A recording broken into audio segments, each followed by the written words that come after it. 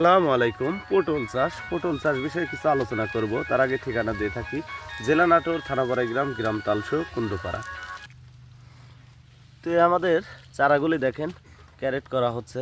এই ক্যারেটটা যাবে হচ্ছে সাতক্ষীরায়, আর এগুলো যাবে হাটহাজারি থেকে। এক ভাই 500 চারার অর্ডার করছে, ওনার জন্য চারা সাজাচ্ছি। এভাবে আমরা ক্যারেটে চারা সাজাই। আমরা মূলত লতা থেকে চারা তৈরি করেছি। আমাদের চারাগুলি দেখেন কি সুন্দর, সম্পূর্ণ লতা থেকে চারা তৈরি করা। 1 বিঘা জমি অর্থাৎ 33% জমি যদি পটলের চারা রোপণ করেন, সেক্ষেত্রে চারা রোপণ করতে হবে 600 পিস হাইব্রিড জাতেরটা, যেটা খাটো যশোরের পটল, ওইটা রোপণ করতে হবে 400 পিস। আর আপনারা সবাই উঁচু জমিতে পটল চাষাবাদ করবেন। উঁচু জমিতে পটল চাষাবাদ করলে